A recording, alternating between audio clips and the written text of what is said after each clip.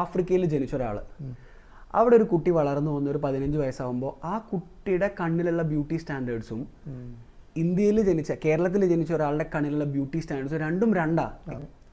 ഒട്ടനെ വായ്പോ എന്ത് അവർ പറഞ്ഞെന്താ കുഴപ്പം? അതുകൊണ്ട് നിന്നോട് അലമ്പുണ്ടാക്കണേ കാട്ടും റെസ്പെക്ട് ചെയ്യണം. Love at first site love അല്ല, അട്രാക്ഷൻ ആണെന്നുള്ളത് നമുക്ക് എങ്ങനെ സൈക്കോളജിക്കലി മനസ്സിലാക്കാന്നുള്ളതാണ്. ഭർത്താവ് എന്നെ നന്നായി സപ്പോർട്ട് ചെയ്തു, അല്ലെങ്കിൽ ഭാര്യ എന്നെ നന്നായി സപ്പോർട്ട് ചെയ്തു എന്ന് പറയണം എന്ന് ഇവർ ആഗ്രഹിക്കും.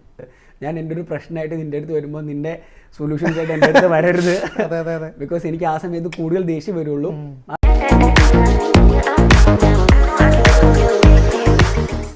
ഞാൻ കഥ പറയാം. ഒരു പട്ടണത്തിൽ വർക്ക് ചെയ്തുകൊണ്ടിരിക്കുന്ന ഒരു യുവാവ്, ആൾ അവധിക്ക് നാട്ടിൽ വന്നു. അപ്പോൾ വൈകുന്നേരം അവൻ വീടിൻ്റെ ഉമ്മറത്തിരുന്ന് ചായ കുടിക്കുക. അപ്പോൾ അവൻ്റെ മുത്തശ്ശി ഉമ്മറത്ത് വന്നിട്ട് ജസ്റ്റ് ഇവനിങ്ങനെ എന്തോ ആലോചിച്ചുകൊണ്ടിരിക്കുക. മുത്തശ്ശിക്ക് എന്താ നീ ഇരുന്ന് ആലോചിക്കണേ? അല്ല മുത്തശ്ശി, നമ്മൾ ഈ പ്രണയം എന്നൊക്കെ പറയുന്നത് വെറും കെട്ടുകഥയാണോ? അതായത് ഈ സിനിമയിലൊക്കെ നോവലൊക്കെ കാണുന്ന പോലെ ഭയങ്കര വർണ്ണനീയമായൊരു സാധനമാണോ നോക്കും.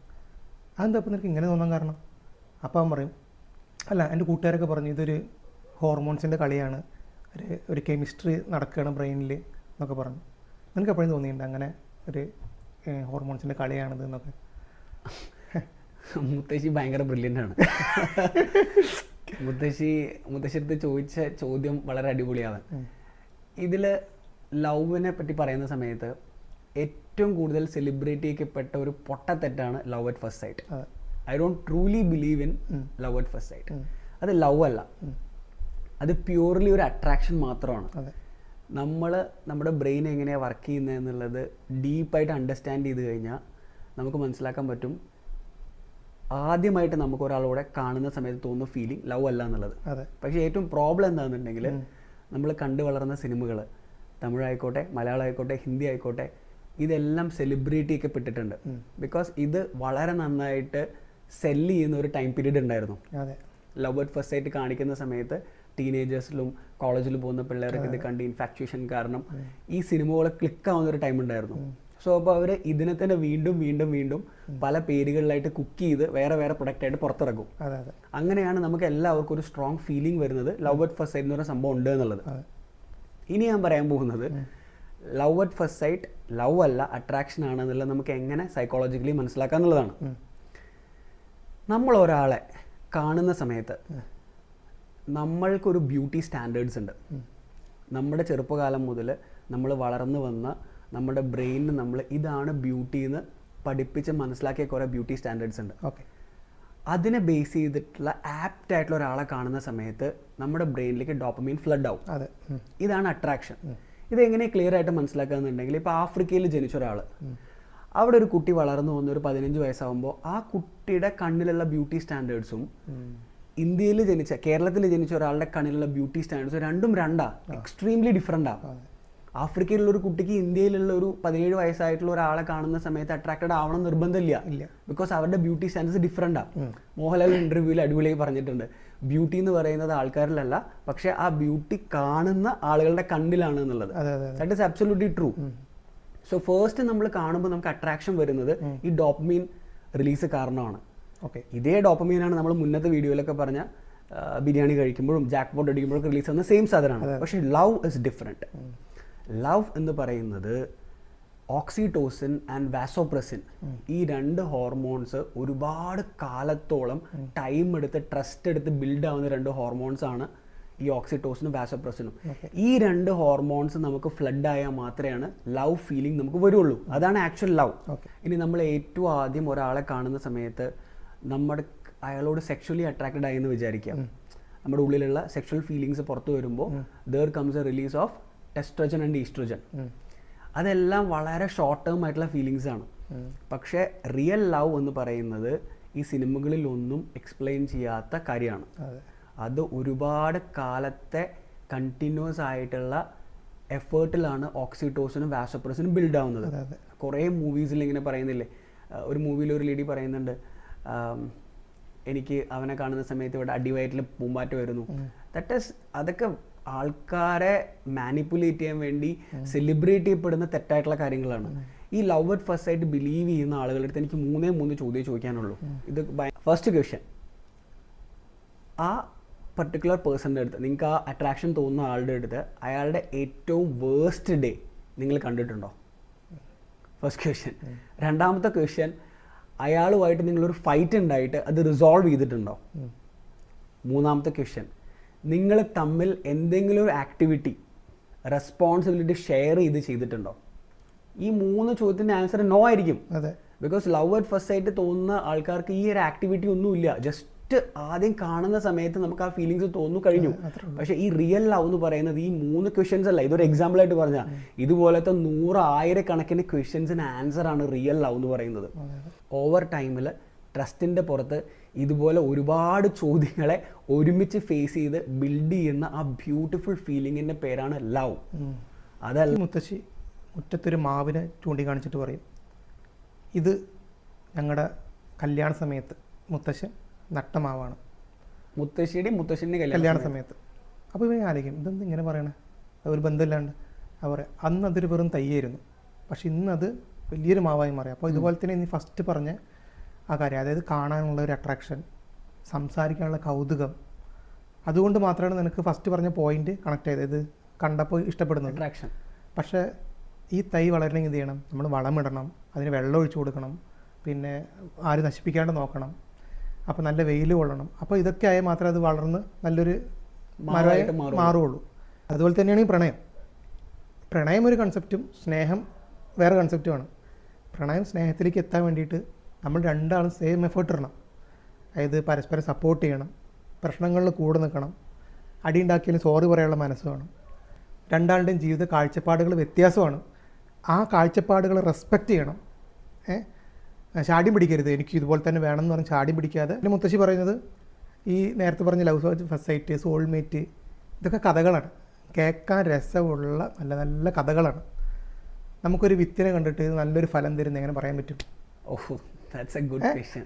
ഇതാണ് മുത്തശ്ശിയുടെ ചോദ്യം. ആ വിത്ത് ആദ്യത്തെ സൈറ്റിൽ ആ വിത്തിനെ കണ്ടു, അതെ, അല്ലെങ്കിൽ ഒരു തൈ കണ്ടു, ആ തൈ വളർന്ന് വലിയൊരു വൃക്ഷമാവും നമുക്ക് ഒരിക്കലും പറയാൻ പറ്റില്ലല്ലോ. ആ വൃക്ഷം അത്രയും എഫേർട്ട് എടുത്തിട്ടാണ് വലുതായി വരുന്നത്.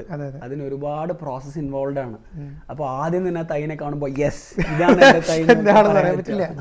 ഈ ലവ് ആയി റിലേറ്റ് ചെയ്തിട്ടുള്ള ഏറ്റവും വലിയ അടുത്ത മിത്ത് എന്താ അറിയാമോ? വളരെ കോമഡി ആയിട്ടുള്ള കാര്യമാണ്. നമ്മളെ ഒരാൾ ഇഷ്ടപ്പെടുന്നുണ്ടെങ്കിൽ, നമ്മുടെ സോൾമേറ്റ് ആണെങ്കിൽ, നമ്മളുടെ ഉള്ളിലുള്ള കാര്യങ്ങൾ നമ്മൾ പറയാതെ തന്നെ അവർ മനസ്സിലാക്കണം എന്നുള്ള ഒരു തെറ്റായിട്ടുള്ള മിത്ത് ഒരുപാട് ആൾക്കാരുടെ ഇടയിൽ ഞാൻ കണ്ടിട്ടുണ്ട്. എന്നെ ശരിക്കും ഇഷ്ടപ്പെടുന്നുണ്ട്, അത് ഞാൻ പറയേണ്ട മനസ്സിലാക്കണ്ടേ. സോ ഞാൻ അതിനെപ്പറ്റി ഇങ്ങനെ ഒരുപാട് ചിന്തിച്ചപ്പോൾ എനിക്കതിൻ്റെ റൂട്ട് കോസ് എവിടെ നിന്ന് കിട്ടി. നമ്മൾ വളർന്നു വന്ന സാഹചര്യങ്ങളാണ് ഇതിനെല്ലാത്തിനും കാരണം. നമ്മളുടെ അടുത്തൊക്കെ ഈ 90s കിഡ്സിൻ്റെ അടുത്തൊക്കെ നമ്മളുടെ പാരൻസൊക്കെ എത്ര തവണ ഐ ലവ് യു എന്ന് പറഞ്ഞിട്ടുണ്ടാവും ചെറുപ്പത്തിൽ. അപ്പോൾ അത് പറയാതെ തന്നെ അവർ നമുക്ക് വേണ്ടി ആക്ടിവിറ്റീസ് ചെയ്തു തരും. ഐ ലവ് യു എന്നുള്ള എക്സ്പ്രസീവ് അല്ലാതെ തന്നെ, എക്സ്പ്രസീവായി കമ്മ്യൂണിക്കേറ്റ് ചെയ്യാതെ തന്നെ നമ്മൾക്ക് വേണ്ട കാര്യങ്ങൾ അവർ ചെയ്തു തരും. അത് വേറെ പല രീതിയിലായിരിക്കാം.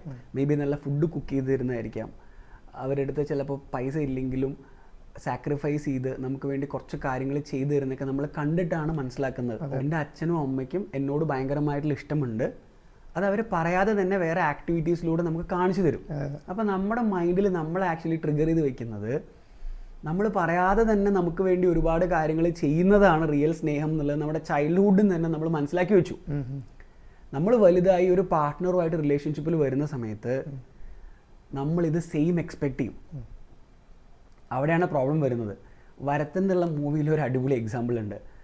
ഐശ്വര്യലക്ഷ്മിയും ഫഹദും കൂടെ ഐശ്വര്യലക്ഷ്മിയുടെ വീട്ടിൽ പോയിട്ട് ഫുഡ് കഴിച്ച് വരുന്ന സമയത്ത് കാറിന്ന് ഫഹദ് പറയുന്നുണ്ട്, ഇന്നത്തെ ഫുഡ് നല്ലതായിരുന്നു അമ്മ ഉണ്ടാക്കിയതെന്ന് ഐശ്വര്യലക്ഷ്മിയോട് പറയുന്നുണ്ട്.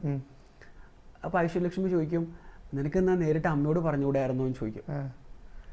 അപ്പോൾ ഫഹദിൻ്റെ ആൻസറാണ് ഭയങ്കര കിടുവായിട്ടുള്ളത്, അത് ഞാൻ രണ്ടാമതും എടുത്തില്ല, അപ്പോൾ അമ്മയ്ക്ക് മനസ്സിലായിട്ടുണ്ടാവുമല്ലോ നന്നായിട്ടുണ്ട്. സോ അത് അവൻ്റെ ചൈൽഡ്ഹുഡിൽ നിന്ന് അവൻ എടുത്തൊരു ക്യാരക്ടറാണ്. നമ്മൾ പറയാതെ തന്നെ നമ്മളുടെ ആക്ടിവിറ്റീസ് നിന്ന് ആൾക്കാർ മനസ്സിലാക്കണം നമുക്ക് അവരെ ഇഷ്ടമാണ് എന്നുള്ളത്. അത് ആളെ കുറ്റം പറയാൻ പറ്റില്ല, ആൾ വളർന്നു വന്ന സാഹചര്യം അങ്ങനെ ആയതുകൊണ്ടാണ്. പക്ഷേ റിയൽ കേസ് എന്താണെന്നുണ്ടെങ്കിൽ പീപ്പിൾ ലവ് കോംപ്ലിമെൻറ്റ്സ്. എല്ലാവർക്കും പ്രോപ്പറായിട്ടുള്ള കമ്മ്യൂണിക്കേഷനാണ്, ട്രാൻസ്പെറൻ്റ് ആയിട്ടുള്ള കമ്മ്യൂണിക്കേഷനാണ് ഏറ്റവും താല്പര്യമുള്ളത്. ഇത് തന്നെയാണ് റിലേഷൻഷിപ്പിലുള്ളത്. നമ്മൾ മ്യൂച്വലി കോംപ്ലിമെൻറ്റ് ചെയ്യണം, നമ്മൾ മ്യൂച്വലി കമ്മ്യൂണിക്കേറ്റ് ചെയ്യണം. നമ്മൾ പറയാതെ എങ്ങനെ നമ്മുടെ ഫീലിങ്സ് മനസ്സിലാവും? ഇംഗ്ലീഷിലൊരു അടിപൊളി പ്രൊവേർബ് ഉണ്ട്, clear is kind, unclear is unkind. ട്രാൻസ്പെറൻറ്റും ക്ലിയറും ആയിട്ടുള്ളത് കൈൻഡാണ്, അതല്ലാത്തതെല്ലാം അൺകൈൻഡാണ്. അപ്പോൾ നമ്മൾ പ്രോപ്പറായിട്ട് ഒരു റിലേഷൻഷിപ്പ് സക്സസ്ഫുൾ ആയിട്ട് കൊണ്ടുപോകണമെങ്കിൽ സ്ട്രോങ് കോർ കമ്മ്യൂണിക്കേഷൻ വേണമെന്നാണ് എൻ്റെ ഒപ്പീനിയൻ. എങ്ങനെയാണ് ഈ സ്ട്രോങ് കമ്മ്യൂണിക്കേഷൻ വരിക എന്നുള്ളത് ഒരു 3 എക്സാമ്പിൾസിൽ ഞാൻ പറയാം. ഒന്ന്, നമ്മൾ സ്വന്തമായിട്ടൊരു സ്പേസ് വേണ്ട ആളാണെന്ന് വിചാരിക്കാം. അപ്പോൾ നമ്മൾ ഫ്രസ്ട്രേറ്റഡ് ആയിട്ടിരിക്കുന്ന സമയത്ത് അയാൾ നമ്മളോട് കൂടുതലായിട്ട് അതെന്താണെന്നുള്ളത് ചോദിക്കാൻ വേണ്ടി വന്നു കഴിഞ്ഞാൽ നമ്മൾ ഫ്രസ്ട്രേറ്റഡ് ആവുമെന്ന് നമുക്കറിയാം. അപ്പോൾ ഓൾറെഡി മുൻകൂട്ടി പറഞ്ഞു വയ്ക്കാം, ഞാൻ ഇന്നൊരു സിറ്റുവേഷനിൽ വരുന്ന സമയത്ത് എനിക്ക് വേണ്ടത് സ്പേസാണ്, എനിക്ക് ഒറ്റയ്ക്ക് അത് ചിന്തിച്ച് പ്രോസസ് ചെയ്യാൻ കുറച്ച് സമയം വേണം. അപ്പോൾ ഞാൻ നിന്നെ അവോയ്ഡ് ചെയ്യുന്നതല്ല, എൻ്റെ ഒരു ക്യാരക്ടർ അങ്ങനെയാണ് എന്നുള്ളത് ആദ്യമേ അയാളെ പറഞ്ഞ് കമ്മ്യൂണിക്കേറ്റ് ചെയ്തിട്ടുണ്ടെങ്കിൽ then that opposite person will understand, okay ഇപ്പോൾ ഈ പോയിന്റിൽ അയാൾക്ക് വേണ്ടത് സ്പേസാണ്, എൻ്റെ ഹെൽപ്പല്ല, ഞാൻ മാറി നിൽക്കാം. Key foundation strong communication. രണ്ടാമതൊരു എക്സാമ്പിൾ, ഇപ്പോൾ യൂഷ്വലി ഈ ബോയ്സിൻ്റെ അല്ലെങ്കിൽ ജെൻസിൻ്റെ ഒരു പ്രോബ്ലം എന്താണെന്ന്, they always think logical reasoning behind things. അതെ, ശരിയാണ്. ഇപ്പോൾ ഒരാൾ പാർട്ട്ണർ, ഒരു ലേഡി നമ്മുടെ അടുത്തൊരു ബുദ്ധിമുട്ട് സിറ്റുവേഷനിൽ, ഒരു ഫ്രസ്ട്രേറ്റഡ് സിറ്റുവേഷനിൽ പോയിക്കൊണ്ടിരിക്കുകയാണെങ്കിൽ നമ്മളെപ്പോഴും ട്രൈ ചെയ്യുക അവരെ നല്ല ഐഡിയാസ് കൊടുത്ത്, സൊല്യൂഷൻസ് കൊടുത്ത് ലോജിക്കലി അതെങ്ങനെ സോൾവ് ചെയ്യുക എന്നുള്ളതായിരിക്കും. പക്ഷേ ആക്ച്വലി അവർക്ക് അപ്പോൾ വേണ്ടത് ആ ലോജിക്കൽ ഐഡിയ സൊല്യൂഷൻസ് ഒന്നുമല്ല. അവർക്കപ്പോൾ വേണ്ടത് അവരെ ഡിസൈൻ ചെയ്യാൻ ഒരാൾ ഇരിക്കുക എന്ന് മാത്രമേ ഉള്ളൂ. ഇത് സെൽഫ് എക്സാമ്പിളും ആണ്, ഒരുപാട് പേര് പറഞ്ഞ എക്സാമ്പിൾസ് ഞാൻ കേട്ടിട്ടുണ്ട്. So if that is properly communicated before, ഒരു റിലേഷൻഷിപ്പിൽ ആദ്യമേ പറയാണ്, ഞാൻ എൻ്റെ ഒരു പ്രശ്നമായിട്ട്, ഒരു പെൺകുട്ടി പറയുകയാണ് ആളുടെ അടുത്ത്, ഞാൻ എൻ്റെ ഒരു പ്രശ്നമായിട്ട് നിൻ്റെ അടുത്ത് വരുമ്പോൾ നിൻ്റെ സൊല്യൂഷൻസ് ആയിട്ട് എൻ്റെ അടുത്ത് വരരുത്, ബിക്കോസ് എനിക്ക് ആ സമയത്ത് കൂടുതൽ ദേഷ്യം വരുള്ളൂ, ആ സമയത്ത് നീ ചുമ്മാ എന്നെ കേട്ടിരുന്നാൽ മതി എന്ന് ആ പെൺകുട്ടി അയാളോട് മുന്നേ കമ്മ്യൂണിക്കേറ്റ് ചെയ്തിട്ടുണ്ടെങ്കിൽ think how beautiful the relationship will go, അല്ലേ? അപ്പോൾ അയാൾ അത് കേൾക്കുന്ന സമയത്ത്, ഓ ഇത് ഇവൾക്ക് ഞാൻ ലിസൺ ചെയ്താൽ മതി, എൻ്റെ പൊട്ട ഐഡിയാസ് ഒന്നും ഇവിടെ പറയണ്ട, അല്ലെങ്കിൽ എൻ്റെ ലോജിക്കൽ സൊല്യൂഷൻ ഇവിടെ വേണ്ട, അവൾക്ക് ആവശ്യമില്ല എന്നുള്ളത് ക്ലിയർ ആയി. അപ്പോൾ ആ ഒരു സിറ്റുവേഷൻ വളരെ സ്മൂത്ത് ആയിട്ട് പാസ് ചെയ്ത് പോകും. അല്ലെങ്കിൽ ഇവൻ സൊല്യൂഷൻ കൊടുക്കും, സിറ്റുവേഷൻ വീണ്ടും വേഴ്സ് ആവും. അപ്പോൾ ഇങ്ങനെ കമ്മ്യൂണിക്കേഷൻ ആണ് ഒരു റിലേഷൻഷിപ്പിൻ്റെ ഏറ്റവും ബേസ് എന്ന് ഞാൻ മനസ്സിലാക്കുന്നത്. ഈ ലവ് അറ്റ് ഫസ്റ്റ് സൈറ്റിൽ ഞാൻ ബിലീവ് ചെയ്യാത്തതും ഇതുകൊണ്ടാണ്. ലവ് അറ്റ് ഫസ്റ്റ് സൈറ്റിൽ എവിടെയാണ് കമ്മ്യൂണിക്കേഷൻ ഉള്ളത്? This communication is only built over a longer period of time. ഇനി കഥയിലേക്ക് വരുമ്പോൾ, ആ സമയത്ത് വൈകുന്നേരം ഒരു ചെറിയ ചാറ്റൽ മഴ പുറത്ത് പെയ്തുകൊണ്ടിരിക്കുക. അപ്പോൾ അവനിങ്ങനെ ഈ മാവിൻ്റെ ശിഖരത്തിലേക്കും ഇലകളിലേക്കൊക്കെ നോക്കിയപ്പോൾ ഈ മുത്തശ്ശി പറഞ്ഞ കാര്യങ്ങളെല്ലാം ഈ മരത്തിലുണ്ടായിരുന്നു. അപ്പോൾ ഒരാളോട് പ്രണയം തോന്നുന്നൊരു തെറ്റല്ല, തോന്നി കഴിഞ്ഞിട്ട് നല്ല ക്ഷമ, കരുതൽ, പരസ്പര വിശ്വാസം, ഇപ്പം നമ്മൾ നേരത്തെ പറഞ്ഞ അതിൻ്റെ റിയൽ കാര്യങ്ങൾ, ഇതൊക്കെ ആഡ് ചെയ്താൽ അതൊരു മിത്തായി മാറില്ല. അതൊരു സ്നേഹമാക്കി മാറ്റാൻ പറ്റിയാൽ അതൊരു മിത്തല്ല. ഇതിൻ്റെ സ്റ്റോറി എനിക്ക് ഇഷ്ടപ്പെട്ടു. മുത്തശ്ശി, മാവ്, പേരക്കുട്ടി. മുത്തശ്ശി മാവിനെയാണ് ഒരു സ്നേഹമായിട്ട് ഉപമിച്ചത്. So my question is that, നിൻ്റെ ഒരു പെർസ്പെക്റ്റീവിൽ ഒരു റിലേഷൻഷിപ്പിൽ അല്ലെങ്കിൽ ഒരു പ്രണയത്തിൽ വേണ്ട ഏറ്റവും നല്ല ക്വാളിറ്റീസ് എന്തൊക്കെയാണ്? ക്വാളിറ്റീസ് എന്ന് പറയുമ്പോൾ എൻ്റെ മനസ്സിൽ 3 എണ്ണമാണ് മെയിനായിട്ടുള്ളത്. ഒന്നാമത്തെ, നീ നേരത്തെ പറഞ്ഞ കമ്മ്യൂണിക്കേഷൻ സ്കില്ല്. അതിൽ ഓപ്പണായിട്ട് സംസാരിക്കുക എന്നുള്ളതാണ്. ഞാൻ ഒരു ചെറിയ സിറ്റുവേഷൻ പറയാം. ഒരു ഫാമിലി ഫംഗ്ഷന് പോവാണ്, അതായത് വൈഫിൻ്റെ വീട്ടിൽ ഒരു ഫംഗ്ഷനാണെന്ന് വിചാരിക്കുക. അത് നേരെ തിരിച്ചു എടുത്തോ കേട്ടോ, ഹസ്ബൻഡ് വീട്ടിലാണെന്നുള്ളത് നിങ്ങൾ പെൺകുട്ടികൾ എടുത്തോ. അപ്പോൾ ഈ പോയ സമയത്ത് വൈഫിൻ്റെ വീട്ടുകാർ എന്തോ ഒരു റിലേറ്റീവ്സ് ആരോ എന്തോ ഒരു കാര്യം പറഞ്ഞ് നമുക്ക് ഇഷ്ടപ്പെട്ടില്ല. അപ്പോൾ നമ്മൾ എന്ത് ചെയ്തു, ആ കാര്യം ഓപ്പണായിട്ട് വൈഫിനോട് പറഞ്ഞു. അപ്പോഴല്ല, നമ്മൾ തിരിച്ചു വരുന്ന സമയത്ത് നമ്മൾ പറഞ്ഞു, അതായത് ഇങ്ങനെ അവർ പറഞ്ഞത് എനിക്ക് ഇഷ്ടപ്പെട്ടില്ല എന്ന് പറഞ്ഞു. ഉടനെ വൈഫ്, എന്ത് അവർ പറഞ്ഞെന്താ കുഴപ്പം പറഞ്ഞിട്ട് നിന്നോട് അലമ്പുണ്ടാക്കണേ കാട്ടും റെസ്പെക്റ്റ് ചെയ്യണം. അതായത് അവർക്ക് ഫീലായി, ഹസ്ബൻഡിന് ഫീലായി. അപ്പോൾ അത് റെസ്പെക്റ്റ് ചെയ്തിട്ട് അതിൻ്റെ ശരിക്കുള്ള സിറ്റുവേഷൻ എന്താ നിനക്ക് അറിയുമെങ്കിൽ, അത് അയാളുടെ ക്യാരക്ടർ നിനക്ക് അറിയായിരിക്കും, ഇത് ഈ വൈഫിന് അറിയായിരിക്കും. അപ്പോൾ അയാളുടെ ക്യാരക്ടർ പ്രകാരം എന്താണെന്നുള്ളത് ക്ലാരിഫൈ ചെയ്ത് കൊടുക്കുക. അല്ലെങ്കിൽ പിന്നീട് ഇതൊരു പ്രശ്നമാവാത്ത രീതിയിൽ എന്തുകൊണ്ടാണ് അയാൾ പറഞ്ഞതെന്നുള്ളത് അറിഞ്ഞിട്ട് ആ ഫീലിങ്സിനെ റെസ്പെക്ട് റെസ്പെക്ട് ചെയ്തുള്ള ഫസ്റ്റ് പോയിന്റ്. എന്നിട്ട് ബിക്കോസ് ഫീൽ ആയതുകൊണ്ടാണല്ലോ പറഞ്ഞത്. അപ്പോൾ കമ്മ്യൂണിക്കേറ്റ് ചെയ്തൊരു തെറ്റായിട്ട് കാണേണ്ട ആവശ്യമില്ല. അയാൾക്ക് ഫീൽ ചെയ്ത് അയാൾ പറഞ്ഞു. അപ്പോൾ നമ്മളത് റെസ്പെക്ട് ചെയ്തിട്ട് അതിന് സൊല്യൂഷൻ പറഞ്ഞ് മനസ്സിലാക്കുക. മിസ് അണ്ടർസ്റ്റാൻഡ് ചെയ്തതാണെങ്കിൽ. രണ്ടാമത്തെ പോയിന്റാണ് respect own goals. Own goals അതായത് നമ്മുടെ പാർട്ട്നേഴ്സിന് സ്വന്തമായിട്ട് ലക്ഷ്യങ്ങളൊക്കെ ഉണ്ടാവും.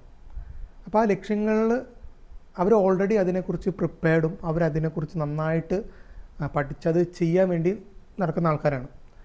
ആ സമയത്ത് പോയിട്ട് നമ്മൾ അഡ്വൈസ് ചെയ്ത് നിൽക്കരുത്. അത് നിനക്ക് ഇങ്ങനെ ചെയ്യാം അങ്ങനെ ചെയ്യാം എന്നിട്ട് അങ്ങനെ ചെയ്യരുത്. അവർക്കൊരു പ്രോബ്ലം വരുമ്പോൾ, അതായത് അവർ ഗോളിന് വേണ്ടി നടക്കുമ്പോൾ ഒരു പ്രോബ്ലം വന്നു, അപ്പോൾ നിന്നോട് ഷെയർ ചെയ്യണം, എടാ ഇതുപോലെ ഒരു പ്രോബ്ലം വന്നു, അതിനെന്താ സൊല്യൂഷൻ എന്ന് നിന്നോട് ചോദിക്കുമ്പോഴായിരിക്കണം നീ അതിന് നിനക്ക് പറ്റുന്ന ഫീഡ്ബാക്ക് കൊടുക്കേണ്ടത്, നിനക്ക് ലോജിക്കലായിട്ട് അതിൻ്റെ സൊല്യൂഷൻ കണ്ടുപിടിച്ച് കൊടുക്കേണ്ടത്. അതിൽ നമ്മൾ ശ്രദ്ധിക്കേണ്ട ഒരു പോയിന്റ് വെച്ച് കഴിഞ്ഞാൽ, ഇപ്പോൾ നമ്മുടെ പാർട്ട്ണർക്ക് മോഡലിംഗ് ഇഷ്ടമാണ്. മോഡലിംഗ് ചെയ്യണം. അത് ഓൾറെഡി അതിനെക്കുറിച്ചുള്ള കാര്യങ്ങൾ ചെയ്തുകൊണ്ടിരിക്കുകയാണ്. ചെയ്ത് കഴിഞ്ഞിട്ട് ഒരു പോയിന്റ് എത്തിയപ്പോൾ അതിന് വിജയം വന്നു, അത് സക്സസ്, അതായത് ആ ഒരു കോമ്പറ്റീഷനിൽ ജയിച്ചപ്പോൾ ചില പാർട്ട്നേഴ്സ് എന്ത് വിചാരിക്കുന്നറിയോ, ഭർത്താവ് എന്നെ നന്നായി സപ്പോർട്ട് ചെയ്തു, അല്ലെങ്കിൽ ഭാര്യ എന്നെ നന്നായി സപ്പോർട്ട് ചെയ്തു എന്ന് പറയണം എന്ന് ഇവർ ആഗ്രഹിക്കും. അത് ആഗ്രഹിക്കാനേ പാടില്ല. കാരണം അവളുടെ എഫേർട്ട് കൊണ്ട് അത് കല്യാണത്തിന് മുമ്പ് തന്നെ അതിനെക്കുറിച്ച് പഠിച്ച് അത് നേടാൻ വേണ്ടി കുറേ കാര്യങ്ങൾ ചെയ്തിട്ട് ആ സമയത്ത് സപ്പോർട്ട് ചെയ്ത ആൾക്കാരുണ്ട്.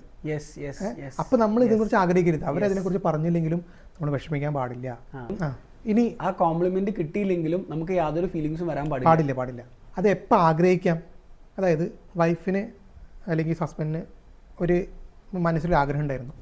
അപ്പോൾ കല്യാണത്തിന് മുമ്പ് അതായത് വീട്ടുകാരുടെ പ്രഷർ കാരണം അല്ലെങ്കിൽ സൊസൈറ്റിയുടെ പ്രഷർ കാരണം ചെയ്യാൻ പറ്റിയില്ല. അത് നമ്മളോട് ഷെയർ ചെയ്തു.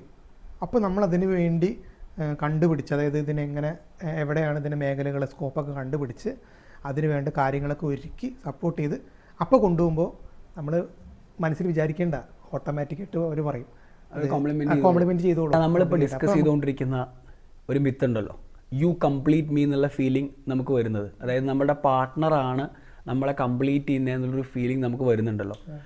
അത് മെയിനായിട്ട് നമുക്ക് അങ്ങനൊരു ഫീലിംഗ് ഡെവലപ്പ് ചെയ്യാൻ 2 റീസൺസ് ഉള്ളത്.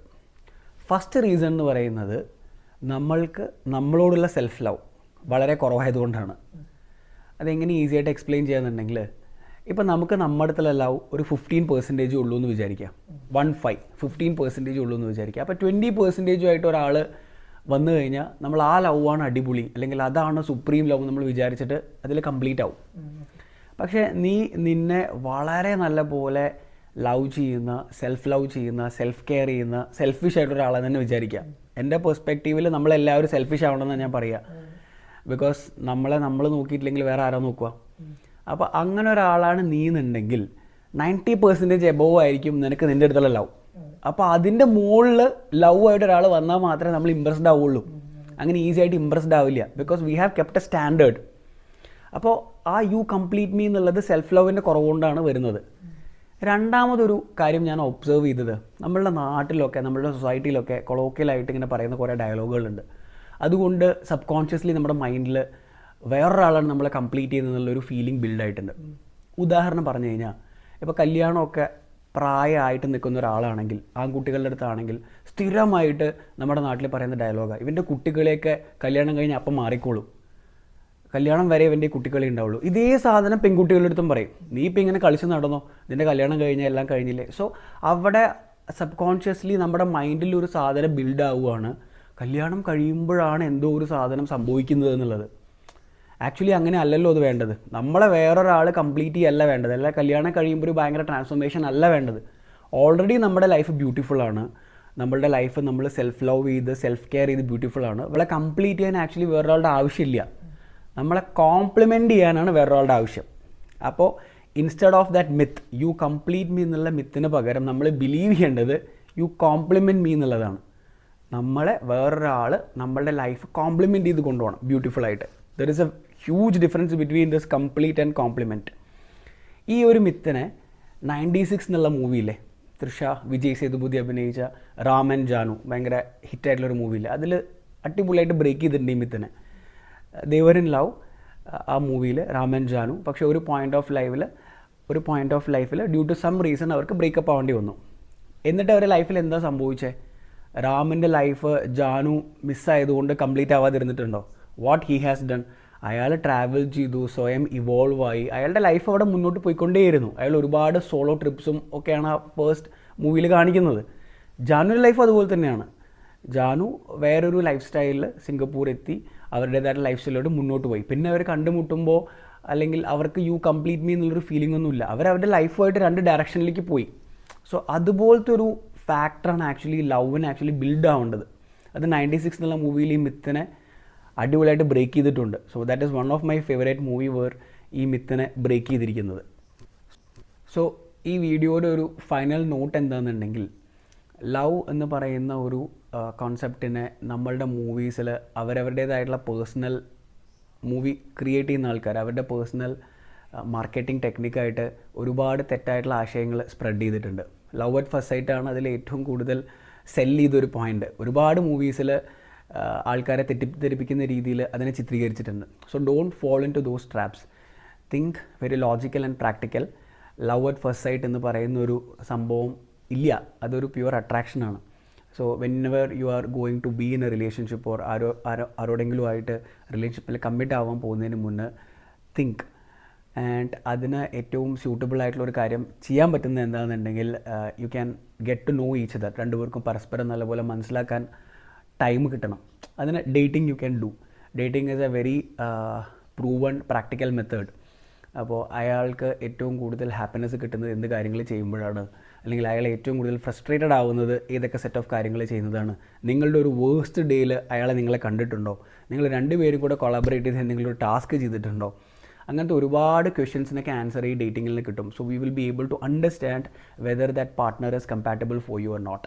സോ അതുപോലത്തെ വളരെ ഇമ്പോർട്ടൻ്റ് ആയിട്ടുള്ളൊരു ഡിസിഷനാണ് നമ്മുടെ പാർട്ട്ണർ ചൂസ് ചെയ്യേണ്ടത്. So don't get to fall on these traps where movies have made. So wishing everyone a very positive life. Thank you for watching.